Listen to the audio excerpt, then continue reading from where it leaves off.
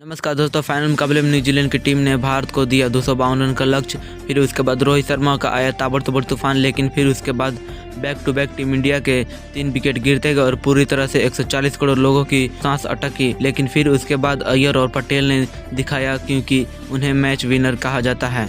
लेकिन अंत में यह मुकाबला फिर से रोमांचक मोड़ पर पहुंच गया था। आज के फाइनल मुकाबले की पूरी हाइलाइट्स आज के इस वीडियो में बताएंगे। तो दोस्तों, आपको हमारे इस वीडियो में, लेकिन दोस्तों अगर आप भी रोहित शर्मा और टीम इंडिया के बहुत बड़े फैन हैं तो वीडियो को एक लाइक करें और चैनल को सब्सक्राइब जरूर करें। और इस वीडियो को लाइक है 200 लाइक। तो दोस्तों, आज के इस वीडियो में भारत और न्यूजीलैंड की टीम के बीच चैंपियन ट्रॉफी का फाइनल मुकाबला खेला गया, जहां पर न्यूजीलैंड ने टॉस जीतकर पहले बल्लेबाजी करने का फैसला किया। वहीं पहले बल्लेबाजी करनी होती थी न्यूजीलैंड की टीम की तरफ से विलियम्स और रचित रविंद्रा के पारी शुरुआत की, और इन दोनों बल्लेबाजों ने न्यूजीलैंड की टीम को अच्छी शुरुआत दी, क्योंकि रचित रविंद्रा एक छोर से ताबड़तोड़ अंदाज में बल्लेबाजी कर रहे थे। हालांकि उनके 2 कैच छूट गए थे, लेकिन फिर उसके बाद वरुण चक्रवर्ती ने आते ही 15 ओवर के स्कोर पर विलियम्स को आउट करके न्यूजीलैंड को 57 के स्कोर पर पहला झटका लगाया। लेकिन फिर उसके बाद रचित रविंद्रा भी 37 रन बनाकर कुलदीप यादव के गेंद पर बोल्ड होते हैं और न्यूजीलैंड की टीम की बैक टू बैक 69 रनों के स्कोर पर दूसरा विकेट झटका लगता है। लेकिन फिर उसके बाद विलियमसन भी ज़्यादा देर तक क्रीज पर नहीं टिक पाते हैं और कुलदीप यादव अपने दूसरे ही स्पेल में 11 रन के स्कोर पर विलियमसन को आउट करके 75 रन के स्कोर पर तीसरा बड़ा झटका दे देते। लेकिन फिर उसके बाद डेरी मिचेल और टॉम लेथन के बीच शानदार पार्टनरशिप होती है। हालांकि विकेट गिरने की वजह से इन दोनों बल्लेबाज धीमी गति से बल्लेबाजी कर रहे थे। न्यूजीलैंड की टीम के स्कोर 100 रन के पार पहुंचाते हैं, लेकिन फिर उसके बाद रविंद्र जडेजा 14 रन के स्कोर पर टॉम लेथन को आउट कर देते हैं और फिर 108 रन के स्कोर पर न्यूजीलैंड को टीम को चौथा बड़ा झटका लगता है। फिर उसके बाद डेरी मिचेल और ग्लेन फिलिप्स के बीच शानदार पार्टनरशिप होती है। दोनों ही बल्लेबाज शानदार अंदाज से बल्लेबाजी करते हुए न्यूजीलैंड के स्कोर को 150 रन के पार पहुंचाते हैं। दूसरे 100 पर ग्लेन फिलिप्स की अच्छी बल्लेबाजी कर रहे थे, लेकिन फिर वरुण चक्रवर्ती की गेंद पर 34 रन के स्कोर पर बोल्ड हो जाते हैं और 165 रन के स्कोर पर न्यूजीलैंड को 5वां बड़ा झटका लगता है। फिर उसके बाद डेरी मिचेल और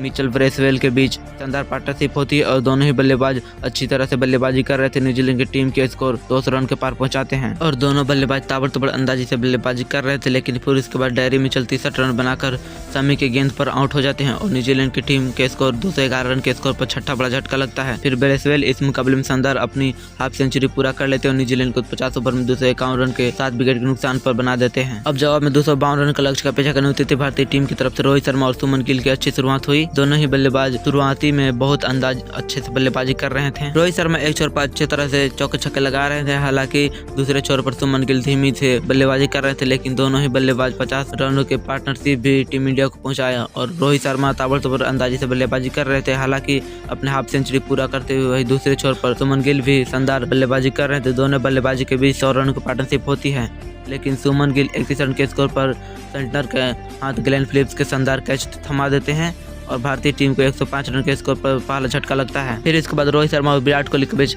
शुरुआत होती है, लेकिन ज़्यादा देर तक क्रीज पर विराट कोहली टिक नहीं पाते और मिचेल ब्रेसवेल के हाथों आउट हो जाते हैं।